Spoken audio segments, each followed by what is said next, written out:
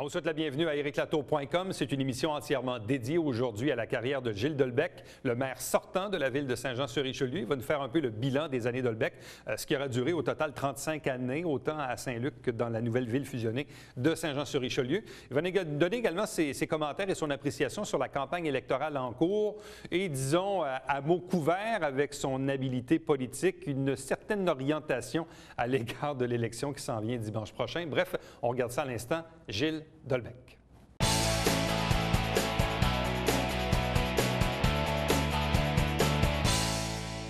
C'est un moment historique. Historique pourquoi? Parce qu'il tire sa révérence de la politique municipale après plus de 35 années, autant du côté de Saint-Luc que du côté de la ville fusionnée de Saint-Jean-sur-Richelieu depuis le début des années 2000. Donc, comme on le sait déjà depuis près d'un an, il a décidé de ne pas solliciter de nouveaux mandats et on saura d'ailleurs dans quelques jours à peine qui va lui succéder. Mais il est avec nous pour faire un peu le bilan des années Delbecq. Gilles Delbecq, bonsoir et bienvenue. Bonsoir, M. Latour.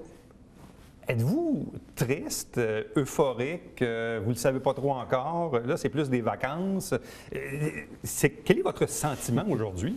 Bien, je ne suis pas triste, je ne suis pas euphorique non plus. Ça dépend des moments.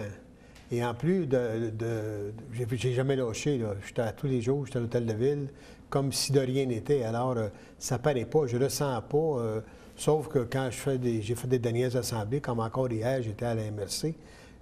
C'est toujours triste un peu de partir puis de dire, bien, ces gens-là, tu ne les verras probablement pas, ou tu vas les revoir plus tard dans d'autres occasions. Mais quand je dis plus tard, c'est plus tard, parce que on se tient ensemble. Quand on siège, on ne se tient pas ensemble autrement. Alors, c'est le côté humain des choses qui vont m'attrister le plus, parce que le travail comme tel, ça va toujours être du travail, puis ça va toujours être la même chose. Bon. Pour ce qui est de la campagne actuelle, on va y revenir vers la fin de l'entrevue, mais sur le plan humain, quand vous regardez la campagne aller, est-ce que vous vous dites « Ah, j'aurais peut-être dû me représenter ». Êtes-vous nostalgique de dire j'aurais peut-être aimé ça débattre encore, j'avais encore le feu sacré, je ne sais pas moi, j'aurais aimé ça pouvoir débattre avec un puis avec l'autre ». Quel est votre sentiment à l'égard de la présente campagne électorale, de par le fait que vous n'y êtes pas? Non, écoutez, à neuf, de toute façon, je pense que les gens qui vont être les plus connus, ça va être les gens qui vont être élus ou qui vont être prêts d'être élus, parce que les gens vont quand même voter, d'après moi, pour ceux qui connaissent, plus que les gens qui ne connaissent pas, parce que on ne s'en va pas à l'aventure. On s'en va gérer une municipalité de 95 000 habitants quasiment, et c'est pas une aventure que l'on fait. Mais moi, non, c'est évident qu'à neuf, je me suis représenté, mais les débats, je veux dire, les débats, j'en ai vu quelques-uns. J'ai vu également le nombre de personnes qu'il y avait dans des débats. Je pense que c'est rendu passé date.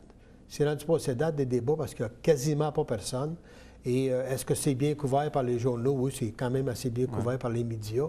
Mais il reste que j'ai l'impression que les gens perdent un peu leur temps dans les débats parce que c'est toujours le même monde que tu es à la Chambre de commerce, que tu es dans une école, que tu es... C'est toujours le même monde qui sont là. C'est les adeptes des candidats. Croyez-vous que le nombre de candidats a contribué, disons, à rendre peut-être un peu moins intéressante la campagne ou peut-être... J'ouvrirai une parenthèse parce qu'on l'a entendu beaucoup. Ça crée beaucoup de confusion dans la population. Dans certains cas, du désintéressement. Je ne sais pas si vous avez le même sentiment, mais disons que le nombre de candidats, est-ce que ça a été un exercice qui était bon pour la démocratie en bout de ligne? Bien, écoutez, j'ai un doute, là. Moi, je pense que la population doit se poser des questions, puis elle devrait s'en poser si elle ne s'en pose pas, parce que tout ce qui s'est passé dans le domaine du scandale municipal depuis plusieurs années, avoir tant de candidats, c'est à se poser des questions. C'est à se poser des questions. C'est quoi que les gens retiennent d'être un élu municipal ou est-ce qu'ils veulent venir être élu municipal par opportunité? Est-ce que c'est leur gagne-pain premier? On ne sait plus quoi penser. À 80 candidats, c'est jamais arrivé à Saint-Jean-sur-Richelieu, ni à 9 maires en ligne pour être élu. On ne sait pas vraiment quoi penser, mais j'ai l'impression que la population est désintéressée, mais par contre, il y a encore du monde intéressé à être là. Bon, on y revient évidemment vers la fin de l'entrevue. Revenons aux années Delbecq. Revenons à la fin des années 70, à l'époque où vous étiez conseiller municipal et peu de temps après, devenu maire après le départ d'Édouard Bonaldo. Comment ça s'était passé à cette époque-là, votre implication? Parce qu'à l'époque, vous étiez impliqué dans l'entreprise familiale des autobus, les autobus de votre père, Eugène Delbecq. Qu'est-ce qui fait que vous avez fait le saut en politique municipale à la fin des années 70? Bien, des années 78, c'est des gens qui sont venus me voir parce que j'étais quand même connu, parce que par rapport justement au transport scolaire, on avait notre nom quand même sur tous les autobus. Et moi, j'étais très actif dans le milieu de Saint-Luc. On avait à l'époque, vers l'âge de 20, 21 ans, 22 ans, j'étais dans la chambre de commerce, parce que Saint-Luc, on avait fermé une chambre de commerce. On avait toutes sortes d'activités, les motoneiges, comme je pense que vous êtes au courant de ça également. Alors, les gens m'avaient dit, Gilles, ça t'intéresserait-tu la politique municipale? Et ça ne m'intéressait pas du tout. Ça ne m'intéressait pas du tout. Moi, j'avais un commerce avec mes frères qu'on gérait très, très bien. Puis on avait quand même un certain succès dans le transport scolaire. Et à un certain moment, ils sont venus à bout de me convaincre. Et je me suis aperçu, un coup rendu là, c'était probablement ma vocation. Et le futur a prouvé, en fait, que c'était ma vocation. Parce que le public, pour moi, c'est naturel, c'est normal. J'aime le monde, puis j'aime discuter avec les gens. J'aime être en groupe. Alors, ça a commencé là, puis depuis 78, je suis encore là.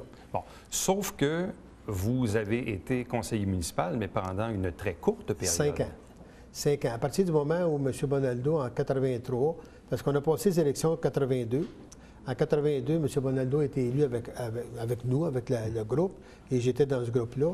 Quand M. Bonaldo a été appelé pour devenir directeur général à la Ville de Saint-Jean par M. Ronald Beauregard, M. Bonaldo a décidé de s'en venir à Saint-Jean-sur-Richelieu. Alors, à cette époque, là, on avait quelques candidats qui voulaient se présenter, dont moi. Fait qu'à un certain moment, j'ai dit, écoutez, moi, là, je pense que j'ai fait 5 ans comme élu, comme échevin. Moi, je m'en vais à la mairie. Et j'ai postulé à la mairie. On avait quelques-uns dans le groupe qui voulaient y aller également. Et j'ai venu à bout des convaincre, de dire, écoutez, moi, allez-y si vous voulez, mais moi, de toute façon, j'y vais. Fait que si j'y vais, puis vous y allez, il va y avoir une élection, tout simplement. Puis si je gagne, je gagnerai. Si je perds, je perdrai. Mais en fin de compte, les gens se sont désistés, ils ne sont pas venus. Donc, en 83, vous êtes devenu maire de Saint-Luc par acclamation. Oui, par acclamation. Et il y avait des élections, parce que dans ce temps-là, tu n'avais pas de nomination. Tu avais des élections, puis par acclamation, parce qu'il n'y a personne qui s'est présenté contre moi. À l'époque, Saint-Luc, entre 78 et 83, c'était une municipalité de quoi? 12, 15 000 habitants? Non, 7-8 000 habitants à l'époque. 7-8 000 habitants. Oui. Mais quelle était votre vision à l'époque? Quand vous êtes devenu maire en 83 d'une ville de 7-8 000 habitants, c'était quoi votre vision? Faire du développement domiciliaire dans notre territoire, faire du développement commercial également, parce qu'on avait un potentiel énorme. Et ce potentiel-là, on l'a développé quand, je ne sais pas si vous vous rappelez, en des années 83, 84, ça a commencé vers les années 83, Corvée Habitation. Le gouvernement du Québec a voulu favoriser l'implantation de familles sur les territoires. Et on avait un congé de taxe de 3 ans pour toute nouvelle bâtisse qui se bâtissait sur le territoire. On avait le droit, autrement dit, des villes, de dire aux gens, regarde, tu te bâtis chez nous, tu as 3 ans de congé de taxe. Nous, on a beaucoup frappé là-dessus. Et surtout qu'en plus, on avait les autoroutes, on a toutes les routes pour aller sur la Rive-Sud. Alors, c'est sûr que c'était un endroit privilégié, Saint-Luc, pour se construire à cette époque-là. Puis on a tablé beaucoup là-dessus et ça a énormément fonctionné. À un certain moment, dans les années 88, 89, 90, ils se bâtissaient 1000 maisons à Saint-Luc par année. Là. Fait que c'est pour ça que ça l'a monté, parce qu'en 99, au moment où on a commencé à parler de fusion, on était rendu 22 000 citoyens sur le territoire de Saint-Luc seulement. Bon, je me rappelle à l'époque où on s'est connus, les grands débats qui animaient à Saint-Luc, c'était l'assainissement des eaux, c'était le partage des services avec Saint-Jean pour utiliser soit la police, les pompiers, c'était la nécessité un jour de peut-être avoir une piscine ou avoir un aréna ou d'avoir des ententes de services. Donc, quand on s'est connus, fin 80, début 90, la ville de Saint-Luc, qui était en expansion, se cherchait, disons, beaucoup de partenaires pour pallier son panier de services. C'était ça, là. Oui, bien à ce moment-là, au lieu de faire nos propres services, on a acheté des services de Saint-Jean. Quand premièrement, on s'est branché dans les années 65-66 sur le réseau de Saint-Jean-sur-Richelieu. Alors, Saint-Luc a commencé là à acheter ces services de Saint-Jean. Et après ça, ça a continué sur le réseau à Saint-Luc. Et par contre, dans des autres services, avec les pompiers, ça a toujours été bien aussi. Sauf qu'avec la police, en 92, on a formé notre propre corps policier pour le laisser aller dans les années 2000, quand on s'est fusionné, bien entendu. Quel était l'état des relations à l'époque entre vous et M. Deschambault et par la suite avec M. Smérica? Parce que comme Saint-Luc avait besoin des services de Saint-Jean, il fallait tisser des liens avec ces gens-là. On avait de très bonnes relations. Nous à Saint-Luc, vous vous rappelez, dans le temps, c'était le Conseil économique du Haut-Richelieu. Oui. Nous, on s'était dit, Saint-Luc, on va s'occuper du développement domiciliaire. On ne touche pas à l'industrie. On n'a jamais touché à l'industrie, nous autres, à Saint-Luc, avant les années 2000. On a eu un impact industriel dans les années 95-96. On n'y a pas touché, on l'a laissé là. On dit on va l'avoir. Si jamais on en a besoin, on va le prendre. Mais par contre, des années 92-93, quand il y a eu le gros boom des grandes superficies à Saint-Jean, là, on a vu que Saint-Jean ne voulait pas vider son centre-ville. Nous, à partir de ce moment-là, on a dit, écoutez, on a des terrains à Saint-Luc, on va faire venir des grandes superficies chez nous, plutôt que de les voir aller ailleurs. On aurait perdu de toute façon notre clientèle, puis on aurait perdu les grandes superficies pour d'autres endroits. Alors, on a axé sur les grandes superficies, le développement domiciliaire, puis on n'a pas touché à l'industriel encore. Après la fusion, là, on était tout ensemble. Bon. À la fin des années 90, je me rappelle, c'était quand même un moment important dans l'histoire parce que vous étiez devant la Chambre de commerce du Haut-Richelieu, vous avez un discours à prononcer, et puis là, vous avez fait un peu ce que j'appelle de la politique fiction.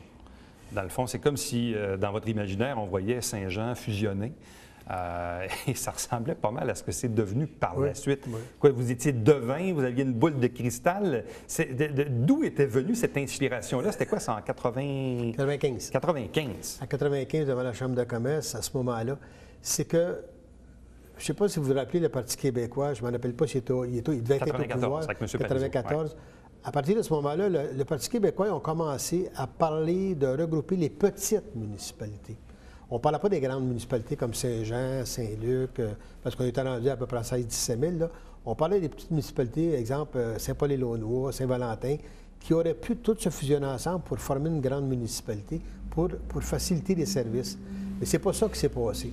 Alors, à partir de ce moment-là, nous autres, on s'est dit à Saint-Luc, bien, moi, je me suis dit avec le gars qui écrivait mes discours, si on écrivait un discours sur l'avenir, en pensant qu'au lieu de fusionner les petites municipalités, ce serait les municipalités d'une certaine... Mais on ne pensait pas à l'Acadie et Saint-Athanas dans ce temps-là. C'est juste les trois, là. On pensait aux trois, là, qui avaient quand même une affinité, parce que le Conseil économique desservait les trois municipalités, ne desservait pas l'Acadie et Saint-Athanas. On pensait qu'avec les trois, c'est des centres-villes, fusionnés, ça ferait une grande municipalité qui aurait une certaine envergure. Après ça, bien là, le gouvernement s'est mis à nous attaquer là-dessus. Fait qu'on on a continué, puis en 2000, en 2001, bien, ça s'est fusionné. Bon. Mais d'ailleurs, et ça, on le sait, parce que la fusion, c'était une fusion semi-volontaire. Mi-forcée, oui. Mi-forcée, si on veut, parce que dans le fond, on a forcé un peu le jeu avec l'Acadie et Saint-Athanas. À l'époque, c'était Roger Paquin qui était le député du Parti québécois. Certains, d'ailleurs, trouvaient ça assez curieux de voir un député du Parti québécois, en l'occurrence M. Paquin, travailler de main de maître avec vous, qui étiez plutôt associé au Parti libéral. D'ailleurs, dans le passé, vous avez été candidat fédéral pour les libéraux. Bref, la relation entre Gilles Delbecq et Roger Paquin était relativement bonne à l'égard de ce projet de fusion. Bon, on avait une très bonne relation, mais la question n'était pas nécessairement là. Avec Roger, je m'entendais très bien pour toutes sortes de subventions. Je me suis très bien entendu avec le Parti québécois à l'époque, où je m'entends bien encore aujourd'hui. Je ne mettrai pas ça de côté.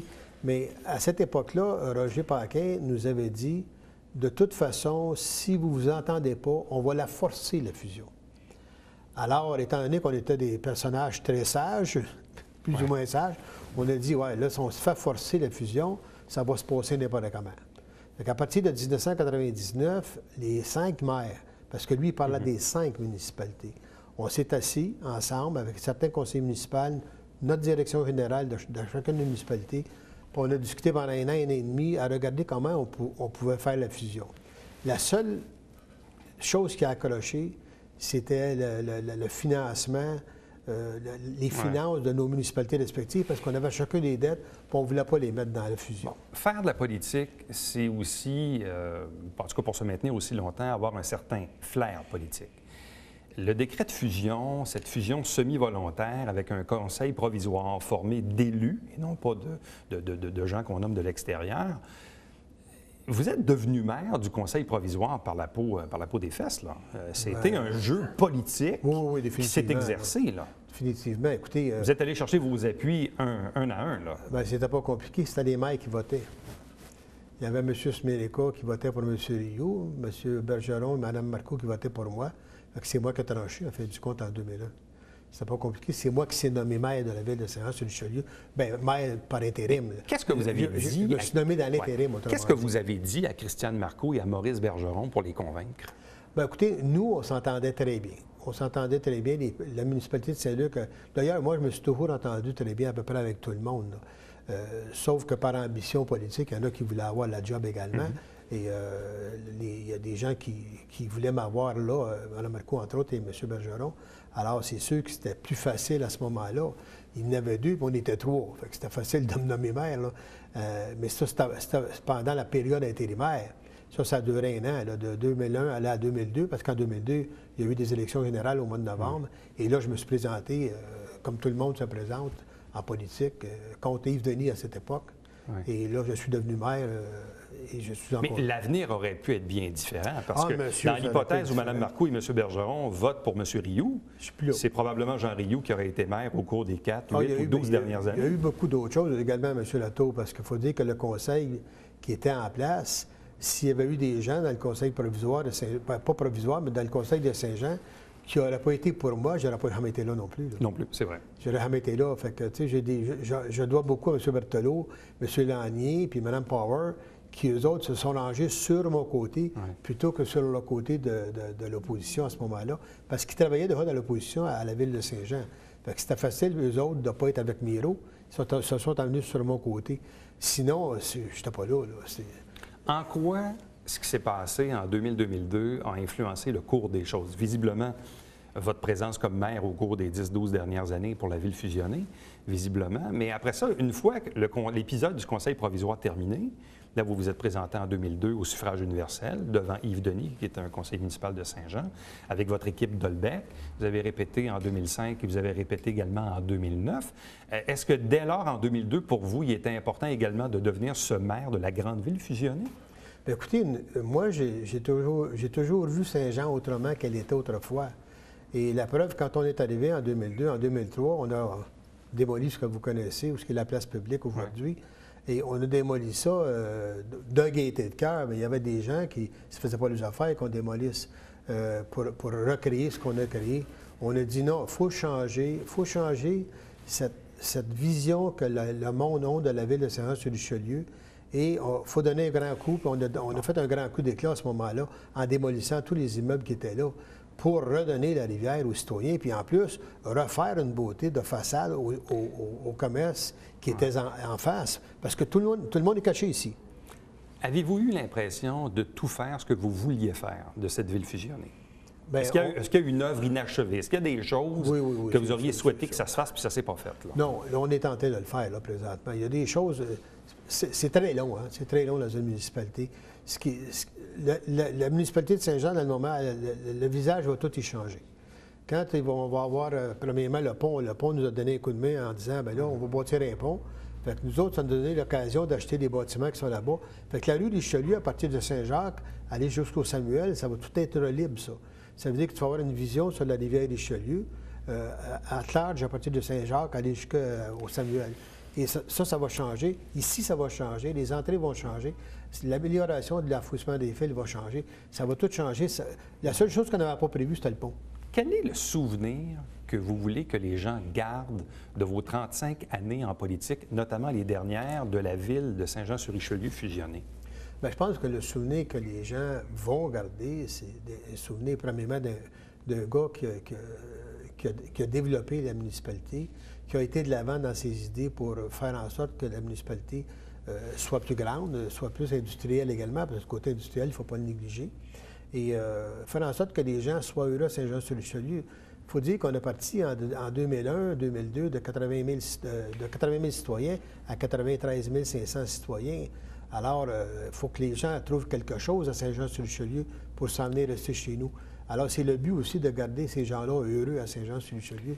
Puis je regardais M. Latour, il y a quelques mois, l'indice du bonheur dans les villes du Québec. On se classifie la 5e municipalité. Alors, les gens ne sont pas si malheureux que ça, ces gens, quoi qu'en disent nos adversaires politiques d'aujourd'hui. L'année dernière, lorsque vous nous avez annoncé votre décision de ne pas solliciter de nouveaux mandats, vous m'aviez dit à l'époque, je vous avais posé la question, je vous avais demandé, avez-vous l'intention de vous impliquer dans la campagne électorale? Vous m'aviez dit non, sauf que. C'est ce que vous m'aviez dit. J'ai été assez étonné de par la teneur de votre discours à l'occasion de la dernière assemblée du Conseil, le lundi 30 septembre dernier. Vous avez fait votre dernier discours, c'était le dernier Conseil, et puis là, vous avez dit 2-3 choses. Vous avez dit la première chose, je vous mets en garde, contre les candidats qui pourraient vous promettre un gel de taxes. Je paraphrase, Ouais, mais vous avez dit à peu près définitivement que c'était un peu irresponsable que de promettre un gel de taxes. À ce que je sache, dans la présente campagne, il y a M. Bachand et Laplante qui promettent ça. Ensuite de ça, vous avez mis en garde les électeurs contre ceux qui veulent faire une grande corvée. Curieusement, c'est le slogan de M. Fecteau. Et vous avez terminé votre discours en disant que la Ville avait besoin d'une vision. Or, à ce que je sache, celui qui porte le mot vision, c'est M. Legrand, qui est votre conseiller actuel. Est-ce qu'on doit décoder, de par votre boniment de fin de conseil, un simili-appui pour M. Legrand? Bien, écoutez, je pense que quand on parle de vision, il faut avoir une vision pour Saint-Jean également. Faut avoir quand je disais, moi, ma vision pour le Grand Saint-Jean, c'est sûr que c'est un jeu de mots que j'ai fait, mais il reste une chose, c'est que... On avait senti que c'était volontaire. Bien, c'est un jeu de mots. Mais pourquoi vous l'avez fait? C'est ça la question, C'est un jeu de mots volontaire, mais par contre, c'est ça que ça prend. Ça prend quand même une vision pour Saint-Jean-sur-Richelieu. Ça prend quand même des gens qui ont de l'expérience, d'une expérience politique. Mais je ne peux pas appuyer définitivement une personne en particulier, parce qu'il faut dire que dans la ville, moi, j'ai toujours dit qu'à mes gens, à moi, qui ont travaillé avec moi, j'ai des gens qui travaillent avec moi depuis 2002, qui sont des élus municipaux, qui m'ont supporté. Puis quand je dis supporter, là, vous savez ce que ça veut dire, le terme, là, supporté depuis 2002 jusqu'à aujourd'hui. Puis ces gens-là me supportent encore aujourd'hui. Ils nous ont supportés jusqu'à la dernière minute. Alors, ces gens-là, je ne peux pas les mettre de côté. Par contre, j'en ai deux dans mon équipe, réellement, qui se présentent à la mairie. Oui, M. Paradis puis M. Legrand. M. Paradis et M. Legrand. Entre les deux, écoutez, je pense que je n'ai pas de parti pris entre les deux. Mais pourquoi la mise en garde sur la Grande Corvée? La Grande Corvée, c'est que, je veux dire, on n'est pas là pour faire le ménage, parce que ce que j'ai senti dans la Grande Corvée, c'est de faire le ménage dans l'équipe, les équipes qui sont en place. Mais je ne pense pas que c'est ça. Je ne pense pas que les citoyens de Saint-Jean-sur-Richelieu ont besoin de faire le ménage, parce que les gens, même des gens de mon équipe qui sont en place, qui étaient en place avant les élections, je pense qu'ils ont rempli leur mandat. Il y avait une campagne électorale à faire en 2009. Il y avait un programme électoral en 2009 à faire. Si ces gens-là n'ont pas rempli leur mandat, bien, c'est sûr qu'ils vont se faire battre. Mais moi, là, quand je regarde le programme électoral de 2009 et l'aboutissement de ce programme électoral-là aujourd'hui, je pense que nos gens ont très, très bien travaillé et ils ont fait le mandat qu'ils avaient à faire pour les citoyens de leur secteur respectif. Puis je pense que leurs citoyens leur doivent bien ça. Bon. Aimez-vous la campagne actuelle? Non, non. Je peux pas aimer la campagne actuelle parce que je vois dans la campagne actuelle qu'il y en a qui rabaissent les autres pour se remonter. Et ça, c'est jamais plaisant de voir des gens de rabaisser les autres. Et, parce que c'est pas ça une campagne électorale. Une campagne électorale, là, c'est quoi ton programme? C'est pas dire que lui n'est pas bon, puis lui n'était pas bon. Regardez ce qu'il a fait dans le passé. Dans le passé, là, la population de Saint-Jean-sur-Richelieu, ils connaissent Dolbec, ils connaissent les candidats dans chaque quartier, les gens du quartier, ils savent qu'est-ce qu'ils ont fait. Maintenant, c'est qu'est-ce qu'ils vont faire qu'ils veulent savoir. Et c'est ça que les gens, il faut dire. Pas dire, bien, regarde le candidat qui était là avant, regardez qu'est-ce qu'il a fait, regardez vos rues, regardez ici. On essaie de tout ça. On essaie de tout ça. Maintenant, c'est quoi vous allez faire, vous, pour améliorer justement votre quartier, pour rendre les gens heureux dans votre quartier? C'est ça, une campagne électorale. Qu'est-ce qui reste à faire à Saint-Jean? Bien, il reste beaucoup à faire parce que si on regarde, je viens juste de parler des rues, là. D'ailleurs, qu'on a amélioré beaucoup avec un surplus de fonds, là. Mais il reste qu'il y a des rues à faire, des infrastructures également à faire parce qu'on sait qu'il y a encore dans certains quartiers des inondations par rapport au réseau. Et je pense qu'il y a beaucoup de choses à faire. Les parcs, les terrains de jeu, je pense qu'il y a des améliorations à faire également. Mais ça suit son cours. On voit que ça va bien dans cette section-là de notre municipalité, parce que les loisirs, on n'entend pas vraiment parler beaucoup de ça. Et dernière question, et vous, qu'est-ce que vous allez faire maintenant? Oh, je pense qu'on va faire la télévision. Non, je n'ai pas rien planifié pour le futur, parce que je ne veux pas rien planifier. J'ai passé ma vie à planifier des choses. J'ai dit, je vais toujours bien prendre le temps de relaxer un peu. Et là, légalement, de regarder aller ça. Là, légalement, vous êtes maire jusqu'à la sermentation du suivant. Oui, monsieur. Donc, ça veut dire que si un recomptage judiciaire, ça va étirer votre plaisir d'une semaine ou deux? Oui, je suis pas sûr que ça va tirer mon plaisir, mais ça va les tirer d'une semaine ou deux. Bien, M. Delbecq, merci beaucoup de votre passage à l'émission. D'ailleurs, vous avez toujours été d'une extrême collaboration. Vous n'êtes jamais défilé. Vous avez toujours répondu aux questions. Comme on dit souvent, on a le contrôle des questions, on n'a pas le contrôle des réponses. Mais évidemment, je tenais à le souligner. Donc, merci beaucoup et bonne retraite politique. Bien, c'est moi qui vous remercie. Vous avez besoin de moi dans le futur, je vais revenir. C'est bon. Merci. Ça marche. Merci. Restez avec nous, puisqu'au retour, on vous présente le Babillard quotidien.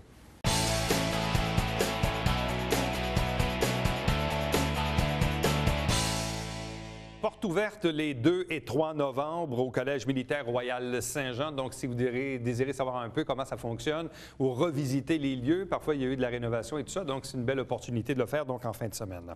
Saint-Jean-sur-Richelieu, c'est le nom de notre émission qui, à chaque semaine, vous présente les travaux du Conseil. Là, le Conseil, il est en pause jusqu'à la mi-novembre, sauf que la semaine prochaine, on va vous présenter des extraits des discours de victoire des conseillers et du nouveau maire de Saint-Jean-sur-Richelieu. Télébingo, 3 500 $ en prix à chaque semaine, tous les dimanches matins, 9h30 en direct. Il y a une trentaine de dépositaires dans la région pour acheter vos cartes. Et Télé du Richelieu, vous avez nos coordonnées pour m'envoyer un courriel. C'est toujours Éric Latour en un mot à commercial tvhr9.com. On est là la semaine prochaine. Bye bye.